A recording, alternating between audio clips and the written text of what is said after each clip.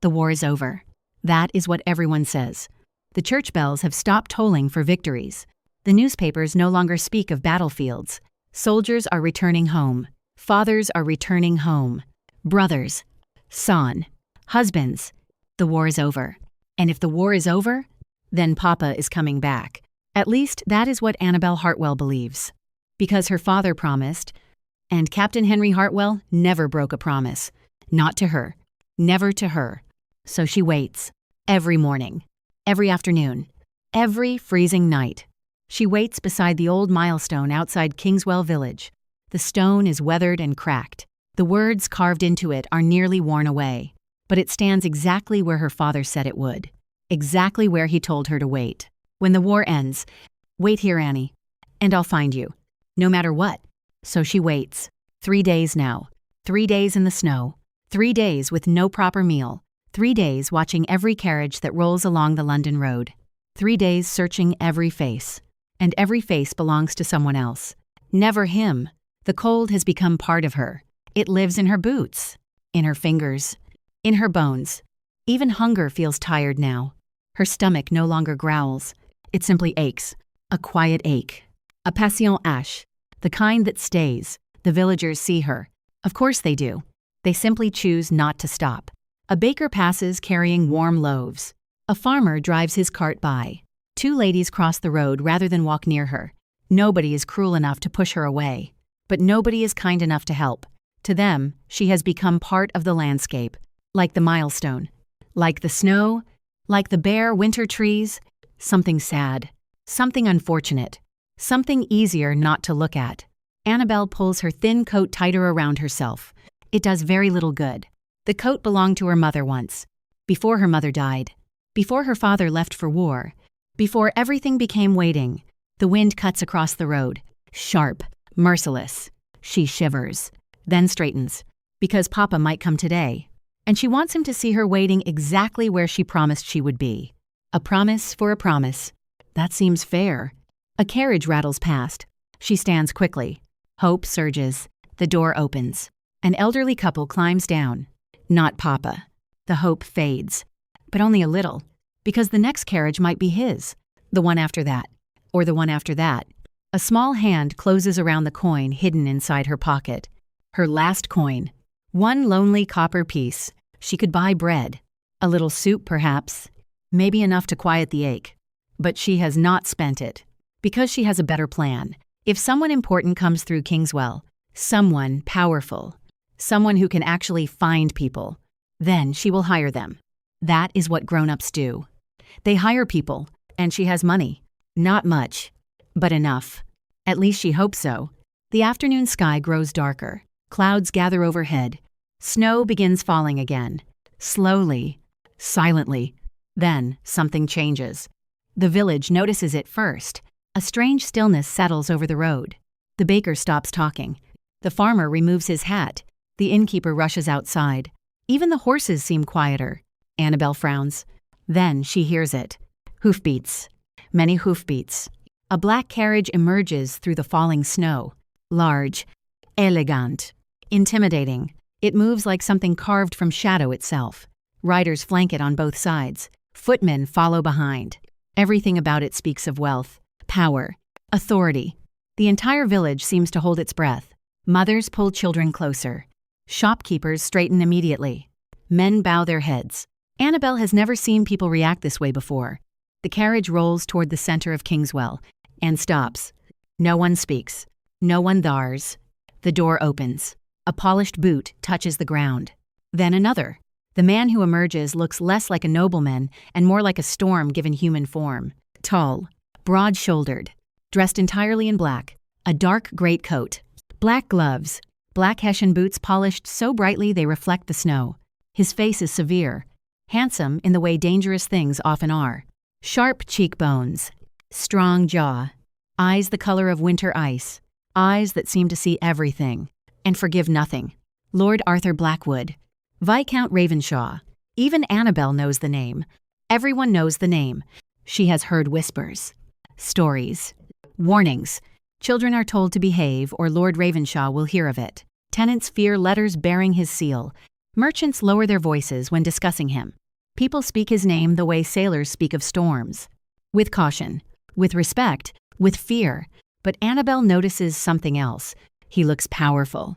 And powerful people solve problems. Her heart begins beating faster. This is it. This is her chance. Before anyone can stop her, she steps into the road. Gasps erupt around her. A groom immediately rushes forward. "Move, girl!" She doesn't. The groom reaches for her arm. Annabelle dodges him, then marches directly toward the Viscount. The crowd collectively forgets how to breathe.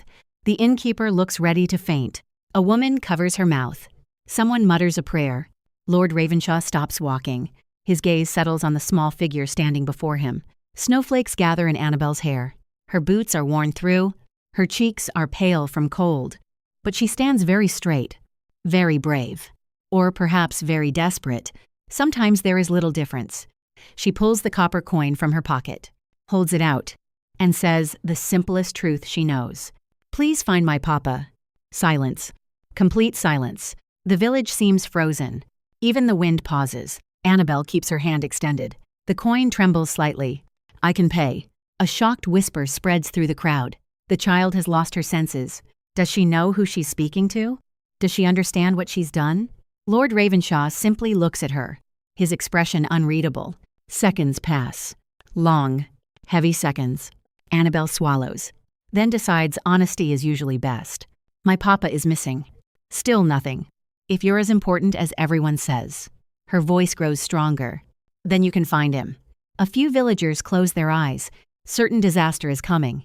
Then Annabelle says the thing that truly seals her fate. "Unless frightening people is all you know how to do." A gasp tears through the crowd. Someone nearly drops a basket. A horse snorts. The village stops breathing altogether. Because nobody speaks to Lord Ravenshaw that way. Nobody. Not Tanan. Not merchants. Not gentlemen. Certainly not half-frozen children standing barefoot in melting snow. The Viscount's face remains expressionless. 1 second. 2. 3. Annabelle wonders if perhaps she should have stopped talking sooner. Then something extraordinary happens. Something no one in Kingswell will ever forget. Lord Arthur Blackwood steps forward. Slowly, deliberately, he removes his gloves, hands them to a footman. Then he lowers himself into the snow, one knee touching the frozen ground. The Viscount kneels. The most feared nobleman in the county kneels before a starving child. The world seems to stop turning. Nobody understands what they are seeing. Neither do they. The ruthless Viscount, the cold-hearted lord, the man people fear more than winter itself. Kneeling. For here. Annabelle blinks. Confused. The crowd stares. Speechless. Arthur Blackwood looks directly into her eyes. Not over her head. Not past her. At her. As though she matters. As though her words matter. As though she matters. Carefully, he reaches out and accepts the copper coin. Not with amusement. Not with mockery. With complete seriousness. As if she has hired him for the most important task in England. "What is your father's name?" he asks quietly. Annabelle's face brightens instantly. Finally, someone is listening. Captain Henry Hartwell. The change is immediate. Small. Almost invisible. But it happens. His jaw tightens. His eyes darken. Something flickers across his face. Pain. Recognition. Memory. Gone almost as quickly as it appears. But it is there. And for the first time since stepping from the carriage, Lord Ravenshaw looks shaken. Annabelle notices none of it. She only notices that he asked. "My papa promised he'd come back." Arthur remains very still. "He said he'd find me." The snow falls softly around them. The village watches, waiting, wondering. The Viscount closes his hand around the coin, then speaks. "You have hired me, Miss Hartwell." Annabelle's eyes widen. "I have?" "You have. And you'll find him?" Something painful passes through Arthur's expression, gone in an instant. "I will do everything in my power." The answer satisfies her, because children still believe effort means success. Arthur rises, towering once more, but somehow less frightening now. He removes his greatcoat, wraps it around her tiny shoulders. The coat nearly swallows her whole. Warmth immediately surrounds her. Annabelle sighs, the first comfortable breath she has taken in days. "You'll come with me to Ravenshaw Hall." Her smile disappears. "No." Arthur pauses. "No? If I leave, Papa won't find me." The explanation is perfectly logical. To her, Arthur studies the little girl, the stubborn certainty, the unwavering faith. Then he says softly, "I will leave word at every inn." A pause. Every parish. Another pause. Every posting house between here and London. Annabel considers this very seriously. Finally, she asks, "You promise?" For a moment, something haunted enters Arthur Blackwood's eyes. A man remembering promises. A man remembering failures. A man remembering a battlefield. And a dying soldier. When he answers, his voice is low, quiet, almost solemn. "My word is all I have left." He extends his hand. "So yes, Miss Hartwell. A beat. I promise." Annabel places her small hand into his. And the moment changes everything. Though nobody knows it yet, not the villagers, not the servants, not even Arthur himself. As he lifts her into the waiting carriage, whispers spread through Kingswell. Shock, confusion, disbelief. Why would Lord Ravenshaw help her? Why would he kneel? Why would he care? The carriage door closes. The horses begin moving. And inside the warm darkness of the carriage, Arthur Blackwood finally allows himself to look at the child properly. One brown eye. One green eye. Exactly as described. Exactly as promised. The memory arrives with brutal clarity. Smoke. Blood. Gunfire. A soldier collapsing into mud. A hand gripping Arthur's coat. A fading voice. "Find my little girl." The Viscount closes his eyes briefly. Because he remembers. And because he knows something Annabel does not, Captain Henry Hartwell will never come home. But his daughter has finally been found. And somewhere beyond the falling snow, the ghosts of promises made long ago have begun to stir. The journey to Ravenshaw Hall lasted less than an hour. To Annabel Hartwell, it felt like traveling into another world. She sat curled inside the black carriage, wrapped in Lord Ravenshaw's greatcoat. The coat smelled faintly of leather, rain, smoke, and something older. Something lonely. The warmth made her sleepy. For the first time in days, her fingers no longer hurt from the cold. Her stomach no longer twisted with hunger. But she refused to close her eyes, because important people did not sleep during important journeys. And this felt very important. Across from her sat Arthur Blackwood, Viscount Ravenshaw, the man everyone feared, the man she had hired, the man who had promised. Outside, snow drifted across the countryside. Bare trees passed in silence. Fields slept beneath winter frost. Inside the carriage, neither of them spoke much. Annabel tried twice. Both times Arthur answered politely, briefly, as though conversation were a language he had once known but rarely used. Eventually, she asked the question she cared about most. "Will Papa know where I am?" Arthur looked out the window before answering. "Yes." "How?" "I will leave word." "At every inn?" "At every inn." "Every parish?" "Every parish." She nodded. Satisfied. The answer never changed. That mattered. Promises should not change. Children understood that. Sometimes adults forgot. The carriage rolled onward. Arthur watched the snow. But his thoughts were elsewhere. Years away. A battlefield. A dying soldier. A final request. "Find my daughter." The memory followed him like a shadow. Always waiting. Always silent. Until now. Now the child sat across from him. Alive. Trusting him. Believing him. The burden somehow felt heavier. He looked at Annabel's mismatched eyes. One green. One brown. Exactly as Henry Hartwell had described. The resemblance hurt.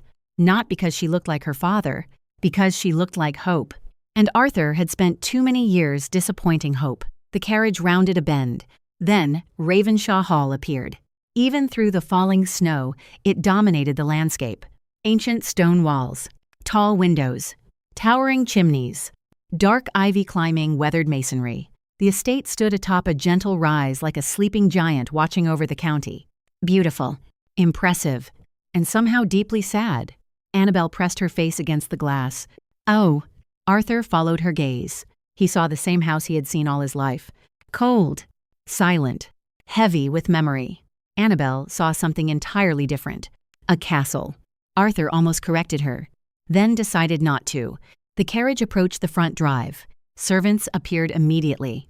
Footmen. Stable boys. Housemaids. The household had already gathered. News traveled quickly. The Viscount had returned. The gates opened. The carriage rolled beneath the stone archway. And inside Ravenshaw Hall, another pair of eyes watched from a second-floor window. Lady Penelope Ellington, 24 years old. Beautiful, proud, and quietly furious. She stood perfectly still, one hand resting against the glass, watching the carriage approach. Watching the future, she did not want to arrive one wheel turn at a time. The engagement had never been her choice. Nothing about this arrangement had been her choice. Her father's debts had destroyed nearly everything. Their fortune, their influence, their security. One by one, pieces of her life had vanished, until only one bargaining chip remained: hair. And Lady Margaret Blackwood had seized that opportunity with ruthless efficiency. A marriage between Penelope Ellington and Arthur Blackwood. A solution. An alliance. A transaction. Everyone called it practical. Penelope called it a prison. She believed Arthur had played a role in her family's downfall. Perhaps not directly. Perhaps not openly. But powerful men rarely dirtied their own hands. She had met him once. Only once. That had been enough. He had looked at her calmly, politely, like a man inspecting a valuable horse. She had hated him instantly. What angered her most was the fact that she had noticed how handsome he was. Not charming. Not warm. Dangerous. Like a beautifully crafted blade. And now he was returning. Penelope expected him to emerge from the carriage alone. She expected cold authority. She expected command. Instead, the door opened. Arthur stepped down. And then he turned back toward the carriage. A small hand appeared. Then a tiny boot. Then a child. A very small child. Wrapped in his greatcoat, the entire household froze. Penelope blinked, certain she had imagined it. But no, the child was real. Arthur lifted her carefully, as though she were made of glass. The gesture was brief, instinctive, yet unmistakably gentle. The Viscount set the little girl on her feet, immediately adjusted the coat around her shoulders, and quietly asked if she was warm enough. Penelope starred. Something felt wrong. Not dangerous wrong. Impossible wrong. This was not the man she expected. The front doors opened. The household assembled. And standing at the center of it all was Lady Margaret Blackwood, Arthur's aunt. Tall, elegant, perfectly composed. Everything about her projected authority. Control. Order. The corners of her mouth tightened when she saw the child. Only slightly. Most people would have missed it. Penelope did not. Lady Margaret missed very little, and she disliked surprises. This was clearly a surprise. Arthur guided Annabel toward the entrance. The little girl stopped halfway, looked up at the enormous building, then announced loudly, "It is very grand."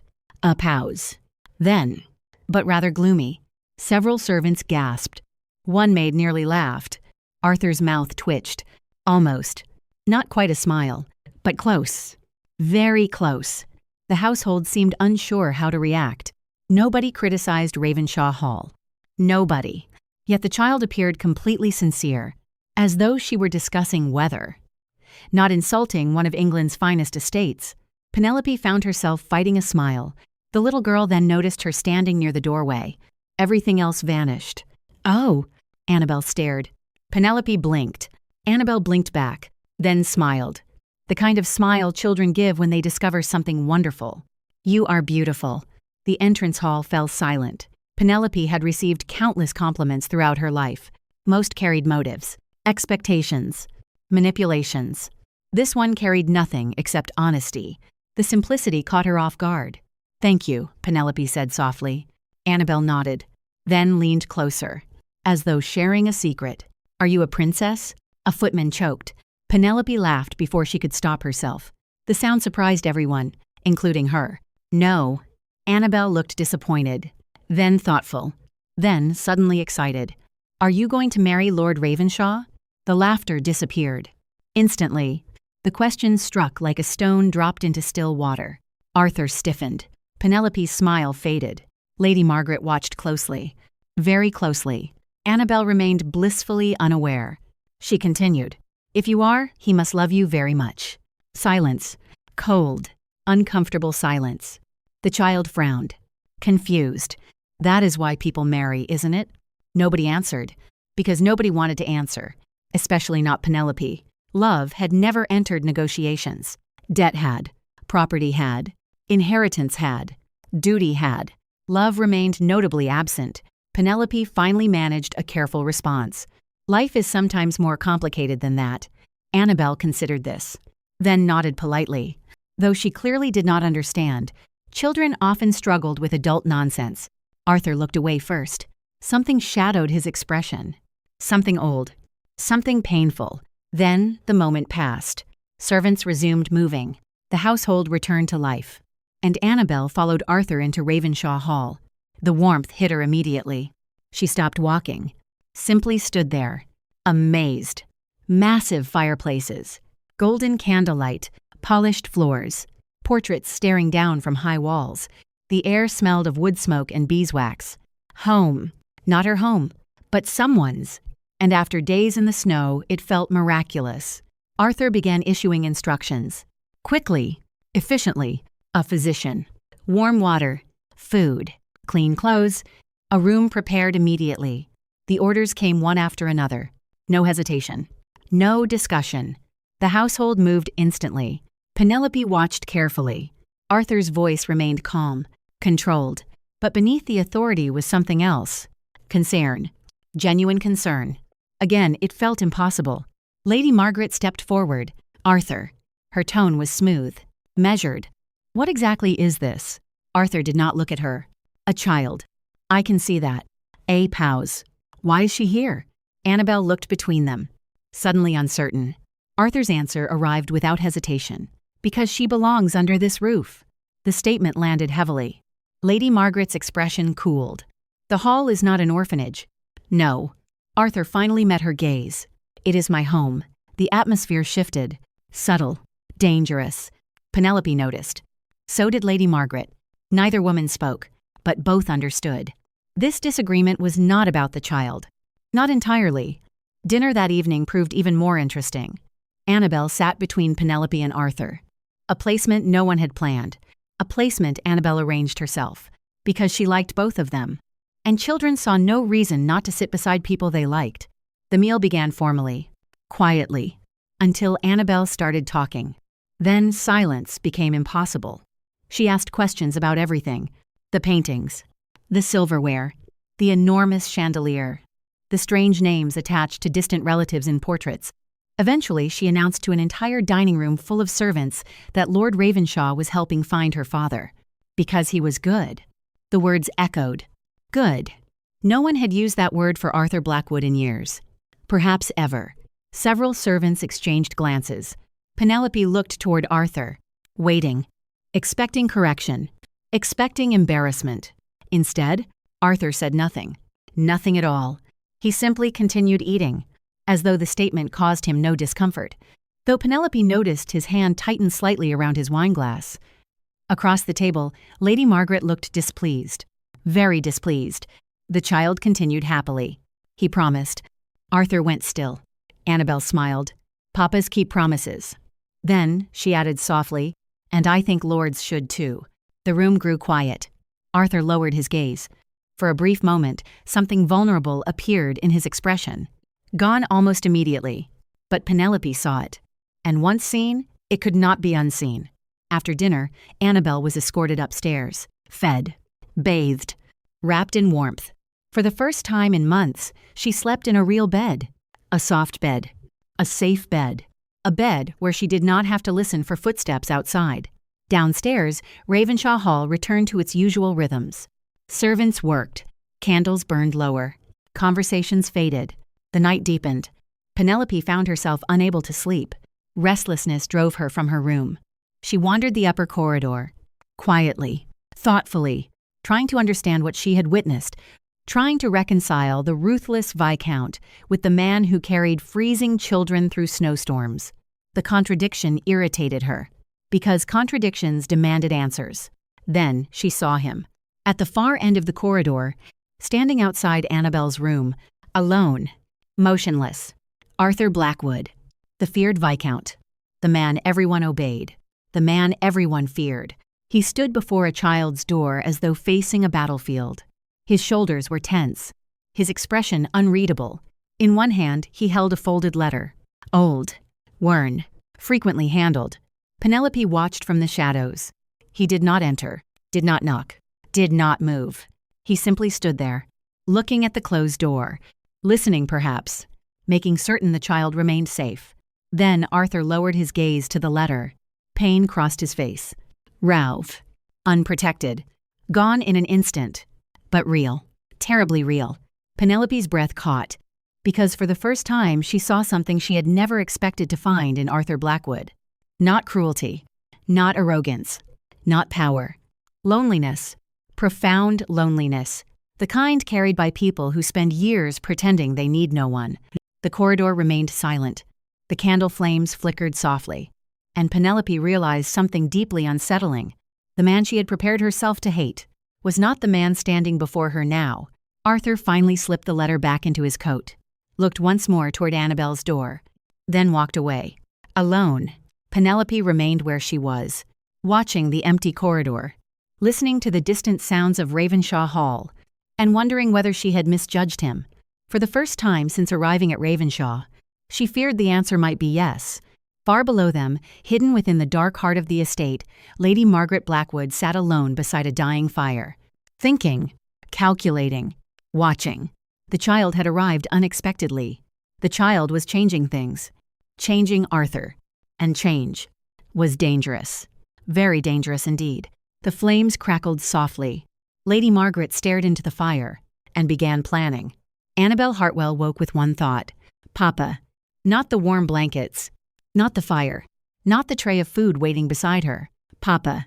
She sat up, pushed the covers away, and climbed from the bed before the maid could stop her. Miss Hartwell, the maid said, hurrying in with a folded dress. You must not run through the house half-dressed. I am not running, Annabel said. She was running. I need Lord Ravenshaw. At breakfast, perhaps. No, now. The maid stopped. Annabel's small face was pale, but her chin was stubborn. He promised to find Papa. I have to ask if he has begun. The maid softened. His lordship does not like being disturbed. Annabel slipped into the dress and looked up. He let me disturb him in the road. That ended the argument. 10 minutes later, Annabel was in the corridor, dressed in borrowed wool, her hair brushed but already escaping its ribbon. She had no idea where the study was, so she marched confidently in the wrong direction. That was how Lady Penelope found her. Lost? Penelope asked. Annabel turned. No, I am looking. For what? Lord Ravenshaw. At this hour? Yes. Penelope's mouth almost smiled. His lordship is not a man people usually seek before breakfast. Then perhaps they should. It might improve him. Penelope started, then laughed once, quietly, before she could prevent it. Annabel smiled, pleased with herself. Will you show me where he is? I am not his keeper, but you are going to marry him. Penelope's smile vanished. The corridor seemed colder. Annabel noticed. Children often noticed what adults tried to hide. Do you not want to marry him? She asked. Penelope looked away. That is not a question little girls should ask. Why? Because the answer is not simple. Annabel considered that. Papa says simple answers are best when people are frightened. Penelope looked back at her. And am I frightened? I think so. For a moment, Penelope said nothing. She had faced creditors, whispers, pitying relatives, and Lady Margaret Blackwood's polite cruelty. But this child saw too much. I am not frightened of Lord Ravenshaw, Penelope said. Annabel tilted her head. Then what are you frightened of? Penelope had no answer ready. Before she could invent one, raised voices came from below. A man shouting. A boy pleading. Annabel turned at once. What is that? Servant's business, Penelope said. Annabel was already moving.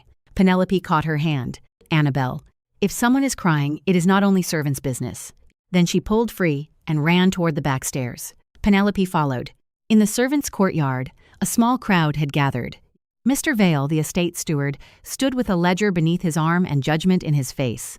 Before him stood a stable boy, thin, 12 perhaps, his cap twisted in both hands. At his feet lay a sack of coal. Mr. Vale pointed at it. Stolen from his lordship's stores. The boy shook his head. I meant to bring it back, sir. Coal does not return once burned. My mother is ill. That is unfortunate. She could not stop shaking. Then she should have appealed properly. I did, sir. Mr. Vale's jaw tightened. To whom? To Mr. Briggs. The under-steward? Yes, sir. And? He said there was no allowance for sick widows. Penelope saw several servants look down. So it was true. The boy had asked first. He had stolen only after being refused. Mr. Vale snapped the ledger shut. The rules are clear. Thomas Reed is dismissed. The boy went white. Please, sir, my mother cannot. You should have thought of your mother before stealing. Annabel stepped forward. Penelope whispered, do not. But Annabel did. She walked straight between the boy and the steward. You cannot send him away. Mr. Vale blinked down at her. Miss Hartwell, this does not concern you. Yes, it does. How? Because I know what cold feels like. The courtyard quieted. Annabel looked at Thomas, then at the coal, then back at Mr. Vale. Was he stealing jewels? No. Was he stealing horses? No. Was he stealing cake? A groom coughed. Mr. Vale stiffened. He stole coal for his sick mother. The reason does not erase the crime. Annabel frowned. That is a very grown-up thing to say. Mr. Vale's eyes narrowed. It is a lawful thing to say. Then the law should sit outside in the snow and see if it still agrees. A few servants lowered their heads, not out of shame, to hide smiles. Penelope almost covered her own mouth. Mr. Vale did not smile. You are a child. You do not understand estate discipline. I understand freezing. The words were plain. They struck harder because of that. Annabel pointed to Thomas.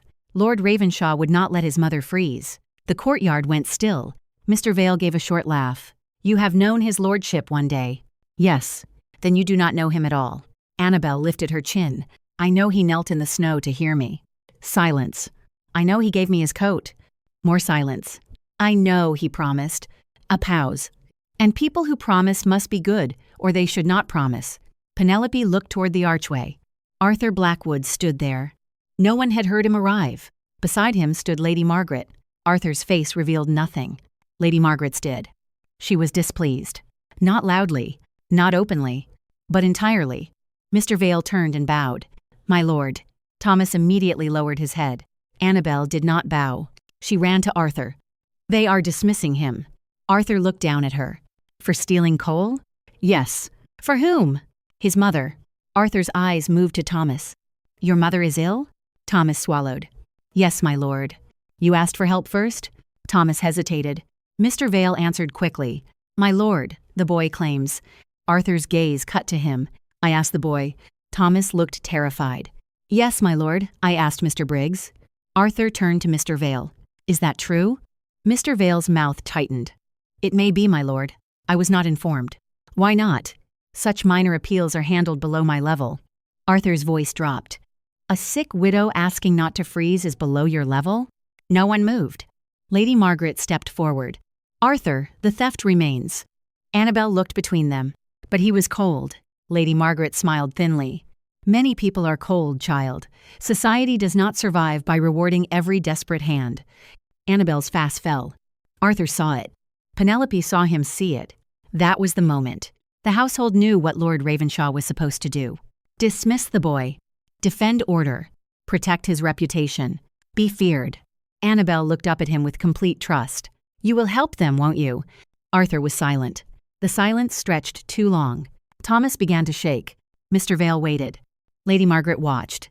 Penelope held her breath. Then Arthur spoke. Thomas Reed will keep his place. Mr. Vale blinked. My lord? You heard me. Lady Margaret's eyes sharpened. Arthur continued. Send Cole to his mother before noon. Send a physician as well. Thomas looked up. Sir? And his wages will not be docked. Mr. Vale took a step forward. My lord, with respect, that may encourage. Arthur turned fully toward him. Compassion? The steward stopped. Arthur's voice remained calm. That made it more dangerous. If a servant asks for help and receives none, the failure is not his alone. His gaze moved across the courtyard. By this evening, I want a list of every tenant, servant, widow, and child on this estate in need of fuel, food, or medicine. Lady Margaret's expression hardened. Arthur noticed. For once, he did not look away. Is that clear? Mr. Vale bowed. Yes, my lord. Arthur looked at Thomas. Go home. See your mother. Return tomorrow. Thomas's face twisted. Not quite crying. Not quite smiling. Yes, my lord. Thank you, my lord. Annabel stepped beside him. I told you he would. Thomas looked at her. How did you know? Annabel glanced at Arthur. Because he is learning. The courtyard fell silent again. Arthur looked down. Penelope saw his hand tighten. Not in anger. In pain. As though the child had placed a crown on his head and called it kindness. Arthur turned away first. Miss Hartwell, breakfast. But, now. She sighed. Yes, my lord. Then she took his hand. In front of everyone. Servants stared. Arthur did not pull away. That was almost more shocking than the pardon. Penelope followed them inside. Lady Margaret remained in the courtyard. Alone with Mr. Vale. Her voice was low. This must not become habit. Mr. Vale bowed. No, my lady. But both of them knew the truth. It already had. By afternoon, Ravenshaw Hall was no longer quiet. Servants whispered in corridors. Coal was loaded into carts. The kitchen counted bread. The steward's office opened ledgers that had not been opened in years. Annabel believed all of this was ordinary. Good people helped. That was all. But Penelope knew better. She found Arthur in the long gallery later, standing by the window. Below, one of the coal carts rolled toward the village road. You surprised them, she said. Arthur did not turn. I often do. Not kindly, I imagine. No. Penelope came closer. Not too close. You cannot repair years of cruelty with one sack of coal. I know. Do you? He turned then. Yes. His answer was too quiet, too honest. Penelope had expected defense. Pride. Excuse. Instead, she found exhaustion. That unsettled her. Why did you do it? She asked. Arthur's eyes moved past her, toward the corridor where Annabel had disappeared with a plate of sugared toast. Because she expected me to. That is all? That is not a small thing. Penelope studied him. No, I suppose it is not. Arthur looked back at her. What would you have done? I would have helped the boy before he needed to steal. A faint shadow crossed his face. Then you are better suited to command this house than I am. Penelope almost laughed. That is not praise I expected from you. I do not give praise often. No, I imagine you ration it like winter coal. For one brief second, Arthur almost smiled. Almost. It vanished quickly. But Penelope saw it. And something in her chest tightened. Not affection. Not yet. Curiosity. Dangerous curiosity. You should be careful, Lord Ravenshaw, she said. Of what? Children who believe in you. His gaze sharpened. Why? Because they leave a man no place to hide. Arthur said nothing. The truth of it stood between them. Then Lady Margaret appeared at the far end of the gallery. Arthur. The softness vanished from his face. Penelope watched it happen. The mask returning. The wall rebuilding. My lady, he said. Lady Margaret looked at Penelope. Forgive me, I require a private word with my nephew. Penelope curtsied. Of course. She left. But she did not go far. Lady Margaret did not raise her voice. She did not need to. What happened today must not be repeated. Arthur answered. Mercy? Public weakness. A child asked me to help a sick woman. A child challenged your authority before servants. She challenged my conscience. Do not dress disobedience in virtue. Penelope stood still beyond the door. Arthur's reply came after a long pause. She was right. Lady Margaret's voice cooled. Softness spreads, Arthur, through servants, through tenants, through households, like rot. Another pause. Then Arthur said, Then perhaps this house has been cold long enough. Penelope stepped away before they could find her. But the words followed. Cold long enough. That evening, Annabel sat at the servants' table for 5 forbidden minutes and asked Thomas if his mother liked soup. The housekeeper tried to protest. Arthur heard. Arthur said nothing. So Annabel stayed. By nightfall, the first list of needy families reached Arthur's desk. It was longer than anyone expected, or perhaps longer than anyone had wished to admit. Annabel stood beside him, hands folded behind her back. That is many people. Yes, Arthur said. Can you help all of them? Arthur looked at the names. Widows, children, old to not, wounded men, families that had survived on too little for too long. I can begin. Annabel nodded. That is good. Then she added, Papa says beginning matters. Arthur's hand stilled on the paper. Penelope, standing near the door, saw the change. That name again. Papa. Captain Hartwell. A ghost in every room. Annabel did not notice. She yawned. Arthur looked at her. Bed. I am not tired. You are swaying. I am thinking. You may think tomorrow. She sighed dramatically. Lords are very bossy. Yes, but useful. Arthur paused, then said, Occasionally. Annabel smiled and allowed the maid to lead her away. At the door, she turned back. Lord Ravenshaw? Yes? You did well today. No one spoke. Not Penelope. Not the maid. Not Arthur. Annabel gave him a serious nod, as though awarding a medal. Then, she left. Arthur remained still. Penelope watched him lower his head, just once, as though the words had struck deeper than blame ever could. Outside the study, Lady Margaret stood in shadow. She had heard enough. The child praised him. The child corrected him. The child touched his hand and changed his orders. This was not harmless innocence. This was influence. And influence was power. Lady Margaret understood power. She had guarded it for years, fed it, shaped it, kept Arthur feared because fear kept the estate obedient. Now one hungry child had made servants whisper another word. Mercy. Lady Margaret turned away from the study door. Her face was calm. Her decision was not. Annabel Hartwell had changed the house once. Lady Margaret would not allow her to do it again. Inside the study, Arthur looked at the list of names. Penelope stepped closer. You could ignore it, she said. I know. You could say today was enough. I know. You could remain exactly what everyone believes you are. Arthur looked up. And what do you believe I am? Penelope should have answered quickly. A tyrant. A creditor. A man who had helped ruin her family. But the words did not come as easily as before. Instead, she said, I am beginning to think I do not know. Arthur held her gaze. For the first time, neither looked away. Beyond the windows, snow continued to fall. But inside Ravenshaw Hall, something had shifted. Not healed. Not forgiven. Not yet. But shifted. Because one child had looked at a ruthless man and expected goodness. And before witnesses, he had chosen to obey. That was how Ravenshaw Hall began to change. Not with a grand speech. Not with romance. Not with forgiveness. But with a stolen sack of coal. A sick mother. A frightened boy. And a little girl who understood cold better than any lord understood power. A month passed. Ravenshaw Hall did not become cheerful. Not yet. But it became less silent. That alone was a miracle. Fires were lit in rooms that had been closed for years. Wounded soldiers came through the county and found beds waiting. Tenant children received bread from the kitchens.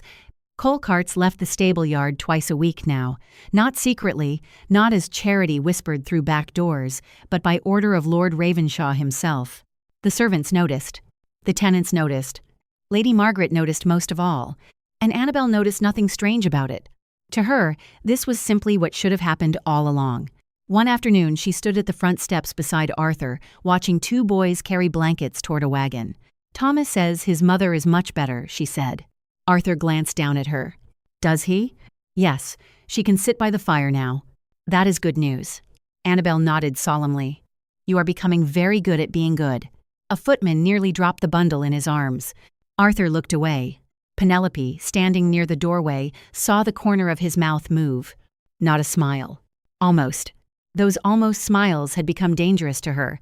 She told herself she noticed him only because she had to understand the man she might be forced to marry. Not because his silence had begun to feel less cold. Not because he listened when Annabel spoke. Not because he had stopped defending his reputation and begun repairing the damage attached to it. No. Curiosity was not affection. She repeated that often. It did not help. That evening, dinner was held in the long dining room. Lady Margaret sat at one end, Arthur at the other, Penelope beside him by arrangement, not choice. Annabel had been permitted to join them because she had declared supper tasted better when people did not look lonely. No one knew how to answer that. So, she stayed. The meal began quietly. Then Annabel began talking. Mrs. Reed says Lord Ravenshaw sent too much coal. Arthur cut into his meat. Did she complain? No, she cried. Penelope looked at him. Arthur kept his eyes on his plate. Annabel continued. And Mr. Vale said 3 cottages need roof repairs before the next storm. Lady Margaret set down her glass. Mr. Vale discusses estate concerns with you now? Annabel shook her head. No, I listened when he told his lordship. That is called eavesdropping. No, Annabel said, that is called hearing loudly. Penelope coughed into her napkin. Arthur's mouth moved again. Lady Margaret did not laugh. You have become quite bold, child. Annabel considered this. Papa says boldness is useful when people pretend not to hear. The room quieted. That name again. Papa. Arthur's fingers tightened around his knife. Penelope saw it. Lady Margaret saw it too. For 1 second, her eyes moved to Arthur with a strange sharpness. Then she smiled. Your father taught you many things. Yes, Annabel said proudly. He will teach me more when Lord Ravenshaw finds him. Arthur went still. The silence that followed was small, but it hurt. Penelope felt it. Annabel did not. Lady Margaret reached for a small glass bottle beside her plate. Dark brown. Unlabeled. She poured a measure into Arthur's wine. Penelope watched. She had seen the bottle before. Every evening. Always Lady Margaret's hand. Always Arthur's glass. Arthur accepted it without comment. Habit. That was what disturbed Penelope most. Not trust. Habit. Your tonic, Lady Margaret said. Arthur lifted the glass. Penelope leaned slightly forward. What is in it? Lady Margaret looked at her. A restorative mixture. My nephew's constitution has long required support. Arthur drank before Penelope could ask more. Soon after, the change began. At first, it was nothing. A slow blink. A tightening at his brow. Then, his hand gripped the stem of his glass too hard. His face lost color. Annabel stopped mid-sentence. My lord? I am well, Arthur said. He was not. Penelope saw the strain in his jaw. The effort it took to remain seated. Lady Margaret's voice was calm. Perhaps you should retire. Arthur stood. The chair scraped sharply against the floor. I said I am well. Then he took one step, and nearly fell. Penelope rose at once. Arthur caught the edge of the table, but the room had already seen too much. Annabel cried out, Lord Ravenshaw! Arthur's eyes closed briefly.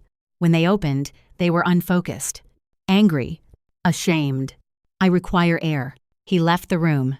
Penelope followed. Lady Margaret's voice stopped her at the door. Lady Penelope, this is not your concern. Penelope turned. Your nephew almost collapsed. He has spells. Spells? A weakness of blood. Pride worsens it. Penelope looked at the bottle. Then back at Lady Margaret. Does your tonic cure it? Lady Margaret's smile thinned. It manages him. The word stayed with Penelope. Manages. Not helps. Not heals. Manages. She left without permission. She found Arthur in the library. One hand braced against the mantel. His breathing was controlled, but only just. The firelight caught the hard planes of his face and made him look older. Not by years, by burden. You should not have followed me, he said. You should not have fallen. I did not fall. You nearly did. That is not the same. Penelope crossed the room. Do these spells happen often? Arthur looked into the fire. Sometimes. After the tonic? His jaw tightened. Do not begin an investigation where there is none. You do not know that there is none. He turned on her then. The old sharpness returned. You think me cruel, unstable, unfit for decent company? Perhaps this confirms it. Penelope did not flinch. I think you looked ill. That is a kinder word. It is the accurate one. He laughed once. Without humor. My aunt says the Blackwood blood runs dark.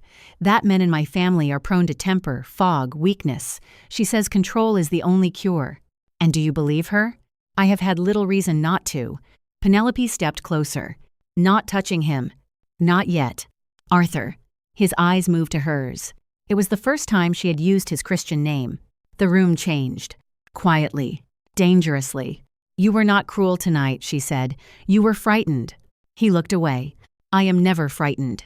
Yes, you are. You simply make fear look like command. That struck him. She saw it. For a moment, he looked less like Lord Ravenshaw and more like a man caught without armor. I do not know how to be gentle, he said. The confession was so quiet she almost missed it.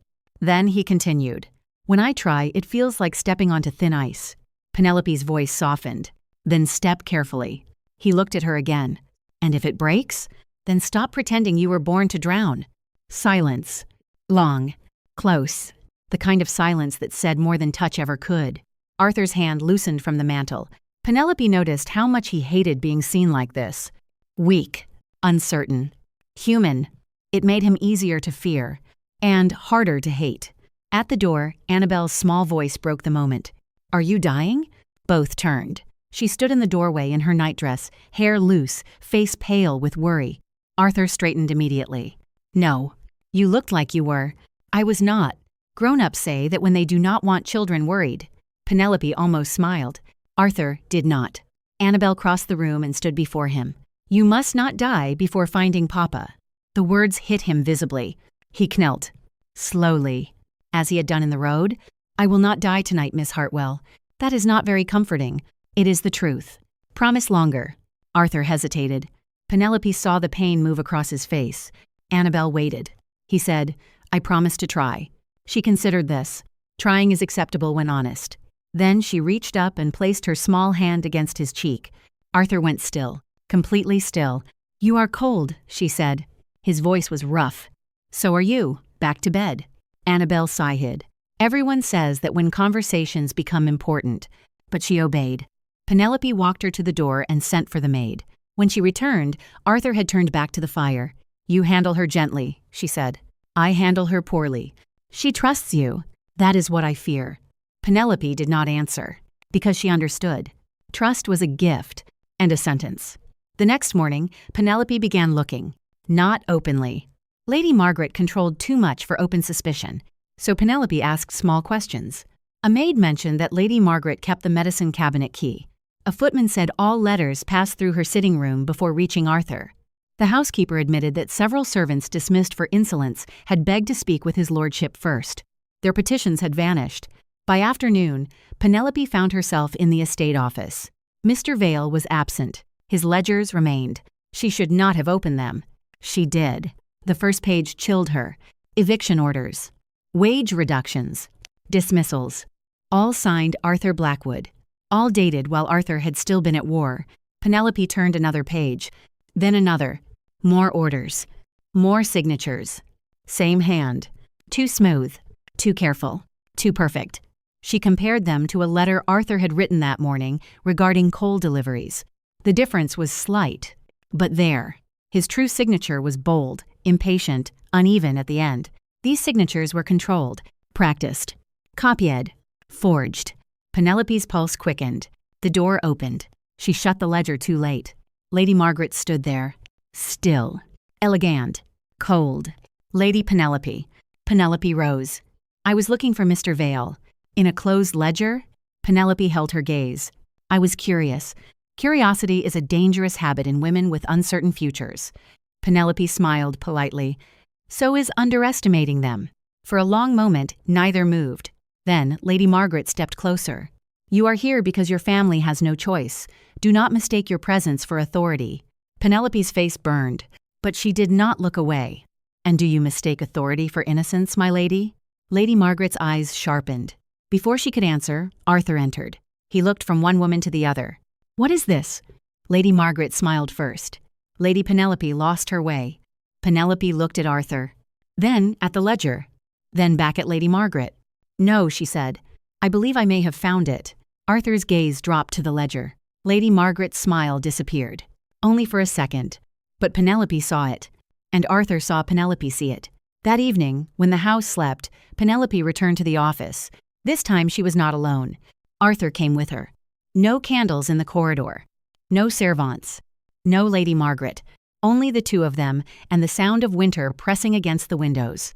Penelope opened the ledger. Arthur read in silence. With each page, his face changed. Not shock. Something worse. Recognition arriving too late. "I did not sign these," he said. "I know." His hand moved over one order. A widow removed from her cottage. A family fined for late rent. A servant dismissed without wages. "I was in Spain when this was dated." Penelope's voice was quiet. "There are more." He looked at her. "How many?" "Enough." That word sat between them. Heavy. Then Penelope reached beneath the desk, where earlier she had noticed a drawer that did not quite close. It was locked. Arthur forced it open. Inside were letters. Dozens. Some unopened. Some broken and resealed. Some addressed to him. Some written by tenants. Some by soldiers. One bundle tied with faded blue thread. Arthur picked it up, his face drained. Penelope saw the name on the top letter. Captain Henry Hartwell. Arthur did not speak. He did not breathe. Penelope looked from the letter to his face. "You know that name?" Arthur's fingers tightened around the paper. "Yes." "Annabel's father." His answer came after a long silence. "Yes." Penelope waited. But Arthur said nothing more. Not yet. He was somewhere else. Some battlefield. Some memory. Some guilt too deep for words. From the corridor came a small sound. Both turned.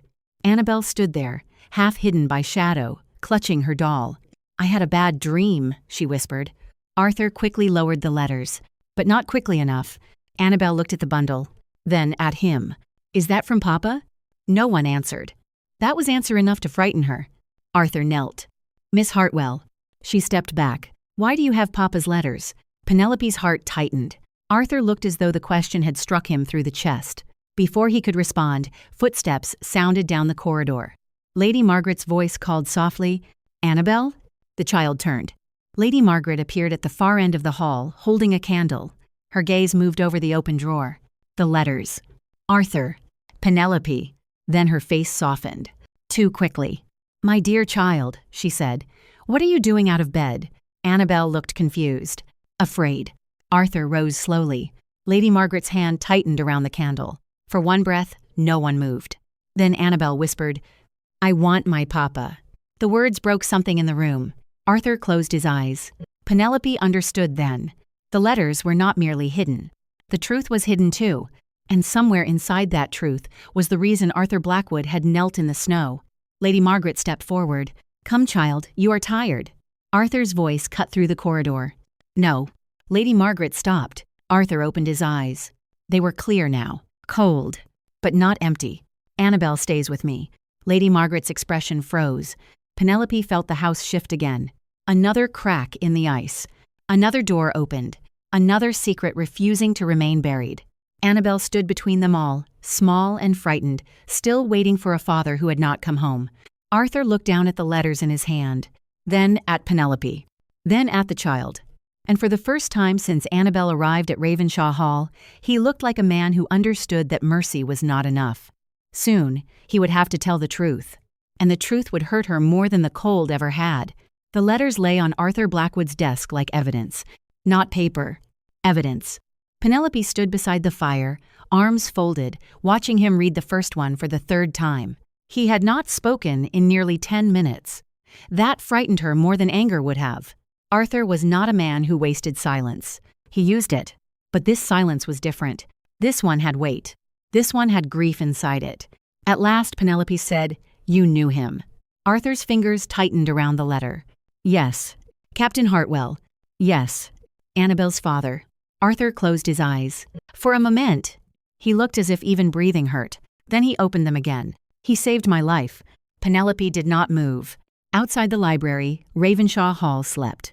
Inside, the fire cracked softly. Arthur lowered the letter. "We were in Spain, near the end. The fighting had become confused. Orders came badly. Men were exhausted, hungry, half mad with smoke and fear." Penelope listened. No interruption. No judgment yet. Arthur stared at the flames, but he was no longer seeing them. He was seeing another fire. A battlefield. A dying man. "Henry Hartwell was under my command," he said, "though in truth he obeyed me less than any man I ever met." That almost sounded like affection. "He challenged you?" "Constantly." "Bravely?" "Insufferably." Penelope almost smiled. Arthur did not. "He told me when I was wrong. In front of other men, sometimes. He laughed at me when I deserved it. He called me too proud to duck when bullets flew. He sounds wise. He was unbearable." This time, Arthur's mouth moved. Not a smile. A memory of one. Then it vanished. He talked of Annabel every night. One brown eye, one green. Clever, stubborn, always asking questions, waiting for him at the old milestone if ever they were separated. Penelope's heart tightened. She waited. Arthur looked down. "Yes." The single word was almost unbearable. Penelope took one step closer. "What happened?" Arthur swallowed. "There was a ridge. I thought we could hold it. Henry told me the ground below was too open. He said if the enemy shifted west, we would be trapped. And you ignored him." Arthur nodded once. "I was young enough to think rank made me right." The room fell silent. By dusk, he was proven correct. Men were falling. We tried to withdraw. I heard the shot too late. His voice roughened. "It was meant for me." Penelope said nothing. Henry moved first. The fire snapped. Arthur looked down at his hands. "I remember mud, smoke, his blood on my sleeve. He gripped my coat and said only one thing clearly." Penelope already knew. "Still?" she asked. "What?" Arthur's voice dropped. "Find my little girl." Penelope turned away. Not because she wished to leave, because the grief in his voice was too much to watch directly. Arthur continued. "He said she would wait. He said she would believe him. He made me swear." "And you did?" "Yes." "Then why did you not find her sooner?" The question struck him. "Good. It was meant to." Arthur looked at her. Because I failed. Penelope's expression hardened. That is not enough. No. Tell me. Arthur rose and crossed to the cabinet. He did not pour a drink. He only stood there, as though he needed distance from his own shame. When I returned to England, I was ill, wounded, confused. My aunt managed the estate, the letters, the servants, everything. Lady Margaret. Yes. She hid the letters. I know that now. But you did not know then? Arthur turned. I suspected many things too late. Penelope held up the bundle of letters. These were written before Annabel nearly froze outside an inn.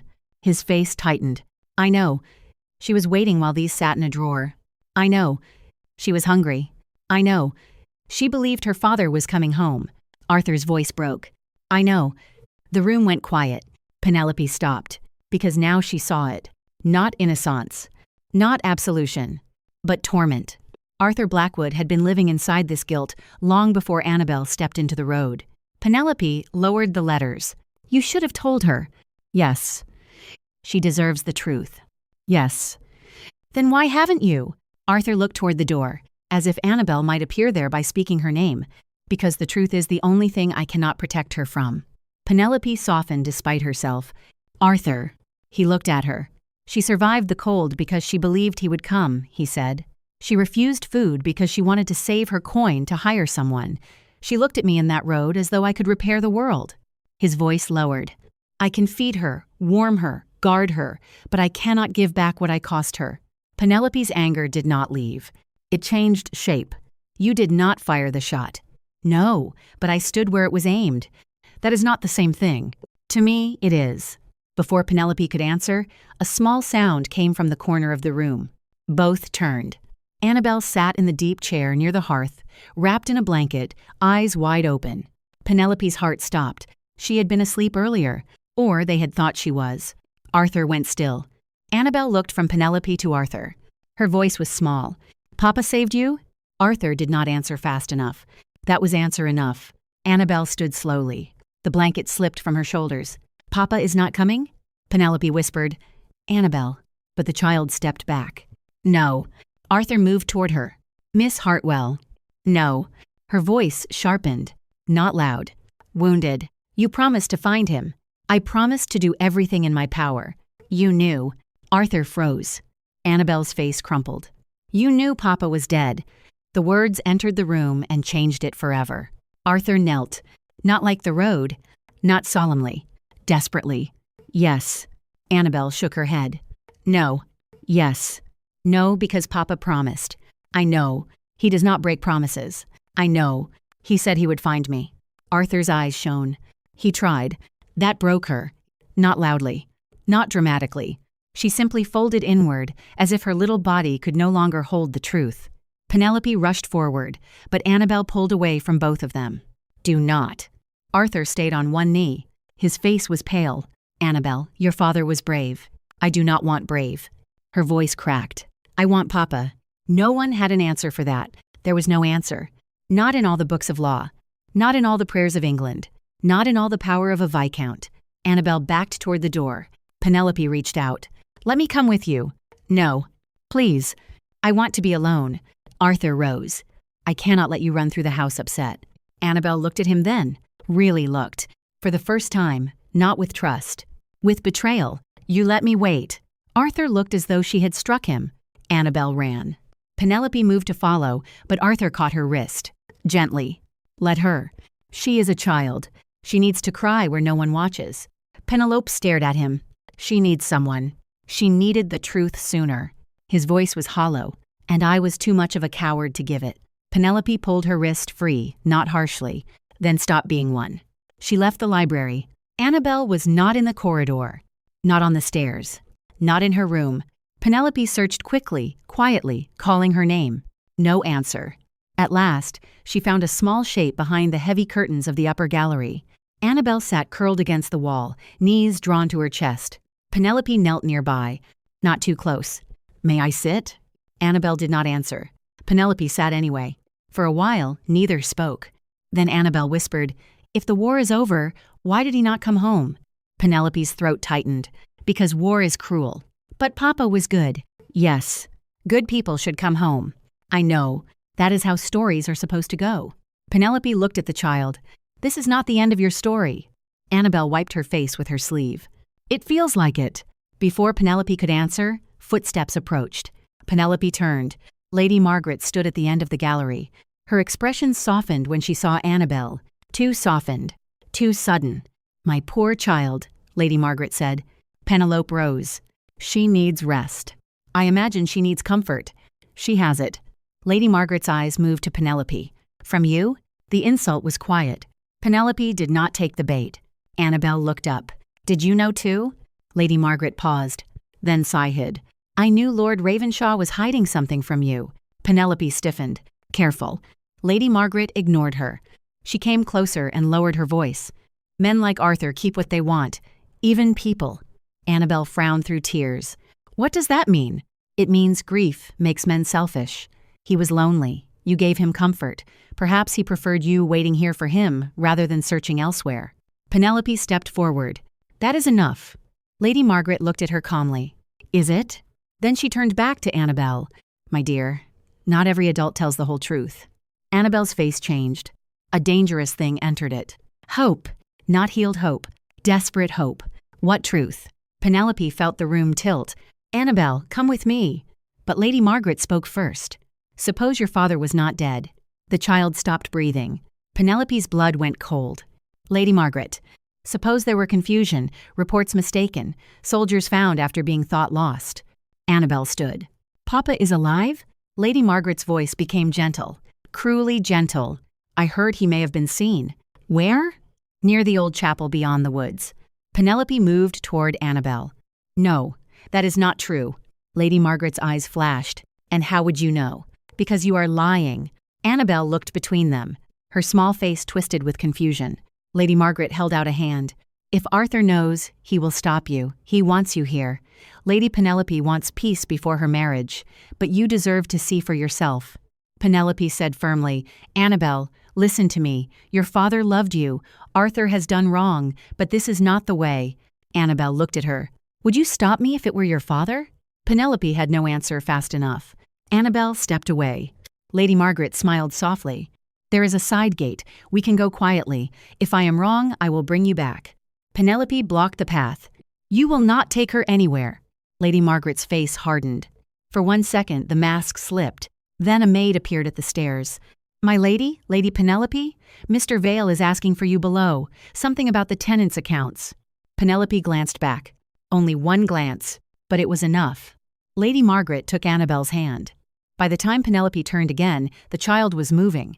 Annabel. Annabel looked back once. Tears on her cheeks. Hope in her eyes. I have to know. Then she followed Lady Margaret down the servants' passage. Penelope ran after them, but the corridor split. One turn. Then another.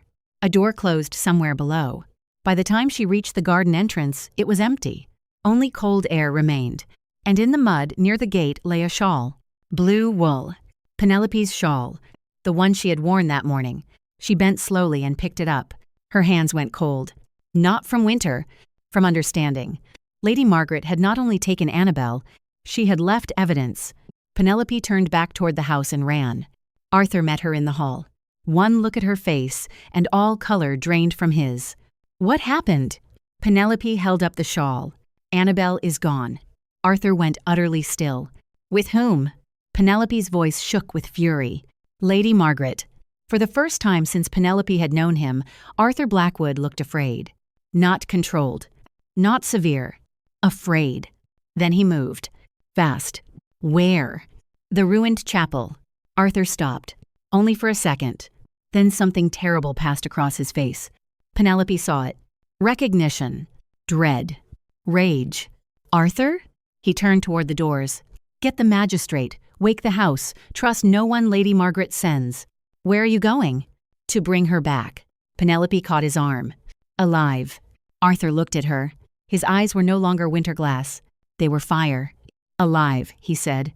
Then he tore open the front door and ran into the snow. Behind him, Ravenshaw Hall erupted into panic. But outside, beyond the garden gate, the woods had already swallowed Lady Margaret and the child. Annabel Hartwell had followed the one lie strong enough to break her. Papa is alive. and somewhere ahead, in the dark, the ruined chapel waited. Annabel followed Lady Margaret into the woods because hope was louder than fear. Papa is alive. Those 3 words beat inside her chest with every step. Papa is alive. The snow had stopped, but the branches still shook loose white dust when the wind moved through them. Her shoes sank into the wet ground. Her fingers were cold. Her breath came fast. Lady Margaret walked ahead, holding her cloak close. Not once did she look lost. Not once did she hesitate. Annabel tried to keep up. How much farther? Not far. You are certain he is there? Lady Margaret did not turn. I told you what I heard. Annabel frowned. That is not the same as certain. Lady Margaret slowed then. For the first time, she looked back. Her smile was soft. Too soft. My dear child, do you want certainty, or do you want your father? Annabel swallowed. She wanted Papa. So she kept walking. Behind them, Ravenshaw Hall disappeared between the trees. Its windows vanished. Its chimneys vanished. Its warmth vanished. Only the woods remained. Dark trunks, frozen leaves, the narrow path, and Lady Margaret's hand reaching back whenever Annabel stumbled. At first, Annabel had taken that hand gladly. Now she avoided it. Something felt wrong.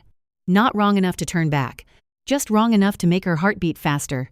Will Lord Ravenshaw be angry? She asked. Lady Margaret's voice sharpened. He has no right to be. He will worry. He worries because he wants to keep you. Annabel stopped. Keep me? Lady Margaret turned. Yes, like a pet wounded bird, like something that makes him feel noble. Annabel's eyes filled with confusion. No, he promised Papa. Lady Margaret's face changed. Just a little. Arthur promises many things when people are watching. Annabel shook her head. He knelt. Men can kneel and lie at the same time. The words struck hard. Annabel did not want to believe them. But grief had made a crack in her heart. And Lady Margaret knew exactly where to press. They walked on. The path narrowed. The trees grew thicker. Then the ruined chapel appeared. It stood alone in a hollow beyond the estate woods. Broken stone walls. A leaning arch. No roof. No bell. No warmth. Annabel stopped at the edge of the clearing. This place did not feel like somewhere Papa would wait. Papa liked light, fire, laughter. He would not hide in a dead chapel. Lady Margaret stepped forward. Come. Annabel's voice trembled. Where is he? Inside. Annabel moved slowly. Her shoes scraped against stone. She looked through the broken doorway. Empty. Only fallen leaves. Old snow. A cracked altar. No father. No footsteps. No voice calling Annie. She turned. Papa? Her voice echoed. Then died. Papa? No answer. Annabel spun toward Lady Margaret. He is not here. Lady Margaret stood at the entrance, blocking the way out. No, she said. The softness was gone. Annabel stared at her. What do you mean, no? I mean he is not here. You said. I said what you needed to hear. Annabel backed away. The chapel suddenly felt smaller. Calder. You lied. Lady Margaret's face was calm. Of course I lied. Annabel's breath caught.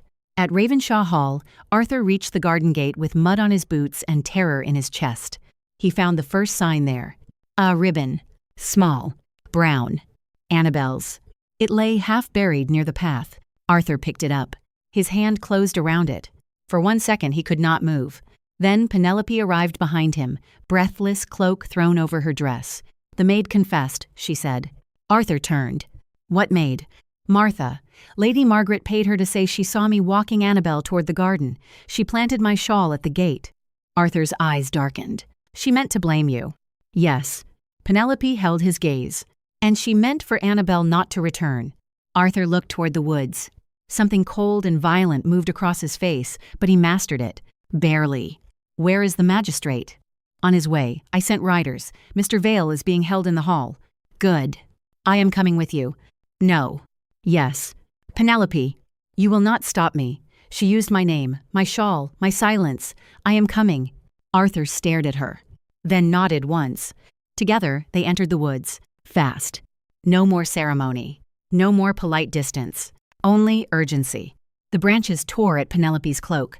Arthur moved ahead, following the broken path, the small prints, the crushed leaves. Then he saw another mark. A child's footprint near the old chapel road. He began to run. Back inside the chapel, Annabel stood behind the cracked altar. Lady Margaret remained near the doorway. "You have made him weak," Lady Margaret said. Annabel shook her head. "Lord Ravenshaw? Arthur, the Blackwood heir, the man I built when his parents left him too soft for this world. You are cruel. I am practical. You lied about Papa. Yes, and you followed. That is the trouble with children. Hope makes you obedient." Annabel's hands shook. "Lord Ravenshaw will come." Lady Margaret laughed quietly. "He will come too late, and when he does, he will find evidence pointing to Lady Penelope." Annabel did not understand all of it, but she understood enough. "My lady would never hurt me. People will believe what they are told if the story is neat enough." Lady Margaret stepped closer. Jealous bride, lonely child, distracted groom, tragic disappearance. Annabel backed away until stone touched her spine. "You are wicked." Lady Margaret's eyes hardened. "Wicked? No, child. I am the only reason Ravenshaw Hall survived. Mercy ruins noble houses. Sympathy weakens masters. Fear keeps tenants obedient, servants silent, and bloodlines secure."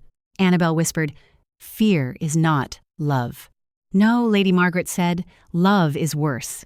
Annabel lifted her chin, though tears ran down her face. "Papa loved me, and he died." The words were cruel, sharp. Annabel flinched. Then something inside her steadied. She remembered the milestone, the snow, the coin, the Viscount kneeling. She remembered Arthur's voice. "My word is all I have left." She drew in a breath, then screamed, "Arthur!" Lady Margaret rushed forward. "Be silent." Annabel screamed again. "Arthur!" The woods answered first. Wind. Branch. Silence. Then. Hoofbeats. No. Footsteps. Fast. Heavy. The ruined doorway filled with black. Arthur Blackwood stood there, breathing hard, eyes fixed on Annabel. For one heartbeat, no one moved. Then Annabel ran. Arthur crossed the chapel and placed himself between her and Lady Margaret. He did not touch his aunt. He did not shout. That made him more frightening. "Step away from the child." Lady Margaret recovered quickly. "Arthur, you are distressed." "I said step away." "She is confused. Lady Penelope." "Do not say her name." Lady Margaret's face tightened. Penelope entered behind him. Her hair had come loose from its pins. Her cloak was torn, but her voice was steady. "Too late, Lady Margaret," the maid confessed. Lady Margaret looked past her. More figures appeared at the chapel edge. The magistrate, 2 footmen, the housekeeper, Mr. Briggs. Witnesses. Penelope stepped forward. She confessed to being paid. She confessed to the shawl. The steward's ledgers have forged signatures. The letters from Captain Hartwell were hidden in your drawer. The tonic bottles are locked in your cabinet. Lady Margaret's eyes flashed. "You foolish girl." "No," Penelope said. "A foolish girl would have stayed silent." Arthur turned slowly toward his aunt. "Is it true?" Lady Margaret lifted her chin. "I protected you. You drugged me. I managed you. You forged my name. I preserved your authority. You hid a dying soldier's letters.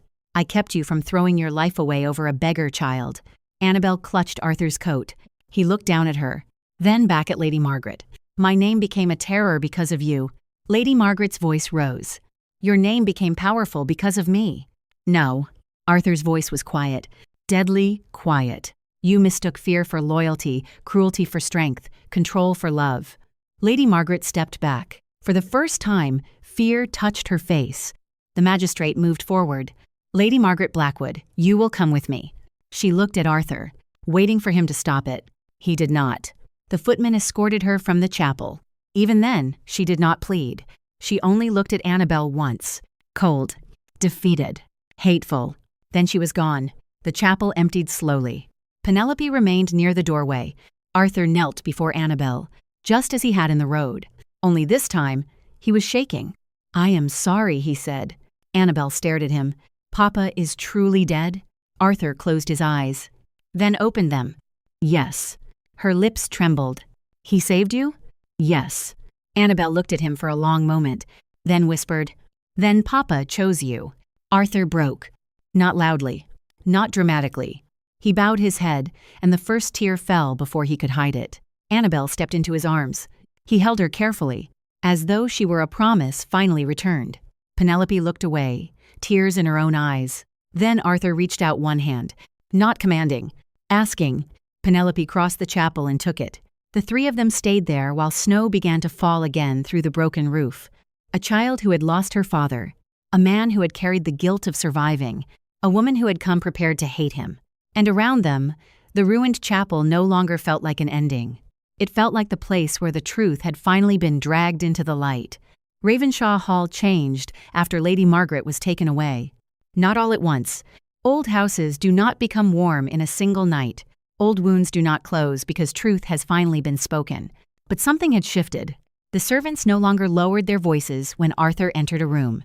Tenant letters reached his desk unopened by other hands. The medicine cabinet was emptied. The forged orders were gathered, examined, and reversed where they could be. Families once threatened with eviction were restored. Wages withheld were paid. Coal was sent before it was begged for. And in the West Wing, rooms long locked were opened for wounded soldiers traveling home from war. The county noticed. At first they whispered, then they waited, then they watched. Lord Ravenshaw did not return to cruelty. That surprised them most of all. Fear had been easier to believe. Mercy required proof. Arthur gave it, day after day, order after order, signature after signature. Not the forged hand that had ruined lives in his name. His true hand, bold, imperfect, his own. Yet inside Ravenshaw Hall, one heart remained quiet. Annabel Hartwell no longer waited by windows. That was how Penelope knew the child had changed. Before, Annabel watched every road, every rider, every carriage. Hope had kept her standing. Now she sat with a book open on her lap and forgot to turn the pages. She ate when reminded, slept when exhausted, smiled when spoken to. But the brightness had dimmed. Grief had made her still. Arthur saw it, and it broke him in places no one could see. One afternoon, he found her in the small schoolroom overlooking the courtyard. It had once been a nursery. Now it held books, a globe, a slate, and one small girl sitting too quietly in a chair built for comfort. Penelope stood near the doorway. She had been reading to Annabel, but the child had stopped listening. Arthur paused outside. Penelope looked at him. No words passed, only understanding. He entered. Annabel looked up. Is it time for lessons? No, Arthur said. Then have I done something wrong? The question struck him. No, never. She nodded, but not as though she believed him. Arthur crossed the room and sat opposite her, not behind a desk, not above her. Opposite. I owe you the whole truth, he said. Annabel's fingers tightened around her book. I know Papa died. Yes. And he saved you. Yes. Arthur leaned forward. But that is not the whole of him. Annabel looked at him then. Arthur took a breath. Your father laughed loudly, at terrible times, especially when everyone else was afraid. A small crease appeared between her brows. He did? He once laughed during cannon fire because a lieutenant fell backward into a mud hole and came out looking like a pudding. Annabel blinked. Then, despite herself, almost smiled. Arthur continued. He argued with me constantly. Papa did? Every day. Were you wrong? Often. Penelope turned toward the window to hide her smile. Arthur saw it. Annabel saw it too. For the first time in days, the child looked curious. What did he say? He said I had the manners of a locked door. Annabel stared, then laughed. Small, quick, but real. Arthur closed his eyes for one moment, as though that sound had saved something in him. He spoke of you every night, Arthur said. The laughter faded, but Annabel kept listening. He told us about your eyes, your questions, your stubbornness. He said you once refused to sleep because you believed the moon looked lonely. Annabel whispered, I remember. He said you were the bravest person he knew. I was not brave. Arthur's voice softened. You waited in the snow because you trusted him. That is bravery. Tears filled her eyes. But he did not come. No. Arthur's own voice roughened. But he kept his promise in the only way left to him. Annabel frowned. He sent me? Arthur nodded. He asked me to find you, to protect you, to make certain you were not alone. A tear slipped down her cheek. So he remembered me? Arthur's answer came instantly, until his last breath. Annabel covered her mouth. Penelope pressed a hand to her own heart. Arthur stood, then slowly knelt before the child. Not in the road, not before a village. Here, in a quiet schoolroom, before the daughter of the man who had saved him. Annabel Hartwell, he said, I cannot replace your father. I would never try. She looked at him through tears. But if you will allow it, I would like to become your guardian." The room went still. Arthur continued. "You would have a home here, a name protected by mine, an education, safety, a place at my table, a place in my life." His voice lowered. "And whenever you wish to speak of your father, I will listen." Annabel stared at him. "For always? For always. You promise?" Arthur's face changed at the word, but he did not turn away from it. "Yes." Annabel studied him carefully. Children know when adults are performing. They know when softness is pity. They know when promises are decoration. This was not decoration. This was a man offering the truest part of himself. At last, Annabel slipped from her chair and put her arms around his neck. Arthur held her carefully. Then not so carefully. As if she were both child and promise. As if in holding her, he was answering a dying man across years of silence. Penelope looked away, but not before Arthur saw the tears in her eyes. Later that evening, Penelope packed. Not because she wished to go, because she was free. Lady Margaret's schemes had been exposed. The forced engagement had lost its chains. Her family's debts were being reviewed. Arthur had signed papers restoring what could be restored. He had not asked for gratitude. That made leaving harder. He found her in the entrance hall at dusk. A small trunk stood beside her. Annabel was upstairs. The servants kept a careful distance. Arthur stopped at the foot of the stairs. "You are leaving." Penelope looked at him. "I thought it best." "Best for whom?" She did not answer. He stepped closer. "You owe me nothing." "I know. I will not hold you to an engagement arranged by cruelty." "I know that too." He swallowed. "You are free, Penelope." Her name in his voice nearly undid her. She looked away. Freedom should have felt lighter. Instead, it felt like standing at the edge of a road with nowhere to go. Arthur continued. "I have been feared most of my life. Some of it was not my doing. Enough of it was." Penelope looked back at him. "I once thought you a monster dressed as a gentleman." His mouth tightened. "A fair judgment." "No." She stepped closer. "An incomplete one." Silence. Then he said, "What do you see now?" Penelope's voice trembled, but did not break. A man who knelt for a child. A man who faced shame when hiding would have been easier. A man learning mercy late, but honestly. Arthur looked at her as if hope itself frightened him. Before he could speak, a small voice came from the stairs. "Are you leaving because you love him?" Both turned. Annabel stood halfway down, wrapped in a shawl far too large for her. Penelope froze. Arthur went very still. Annabel continued, "Because that seems the wrong direction." Penelope closed her eyes. "Annabel, you look at him when you think no one sees." Arthur's gaze moved to Penelope. Annabel looked at him next. "And you look at her like Papa looked at Mama's portrait." No one spoke. The child's sigh hid. Grown-ups make everything difficult. Then she sat on the step, waiting. Penelope laughed softly through tears. Arthur did not laugh. He looked at her with all the restraint of a man afraid to reach for something good. "I love you," he said. Simple. Quiet. Devastating. Penelope's breath caught. Arthur continued. "I do not say it to bind you. I say it because for once I want the truth spoken before it is too late." Penelope stared at him. Then at the open door. Then at the trunk. Then at Annabel. Finally, she turned back to Arthur. "I came here prepared to hate you. I know. I wanted to survive you. I know. But then you changed." "No," Arthur said softly. "You saw me before I knew how." Penelope's eyes filled. "I choose to stay." Arthur did not move, as if joy might vanish if touched too quickly. "You are certain?" "No." A smile broke through her tears. "But I am willing." That was enough. Arthur crossed the distance and took her hand. No grand display. No spectacle. Just a hand offered. A hand accepted. Annabel smiled from the stairs. The final weeks of winter passed. Then spring came softly over Ravenshaw Hall. The courtyard filled with tenant children carrying books instead of empty baskets. Soldiers rested by warm fires before continuing home. The old milestone outside Kingswell remained by the road. But Annabel no longer waited there.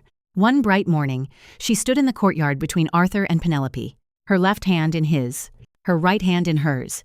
The house behind them no longer looked quite so cold. The feared Viscount had become something no one expected. A guardian. A shelter. A man worthy of the promise he had made. And Annabel Hartwell, once alone in the snow, was alone no longer. Everyone had feared Lord Ravenshaw because they believed mercy had been bred out of him. But one hungry child disrespected him in the road, and instead of punishing her, he knelt. That kneeling did not make him weak. It made him worthy.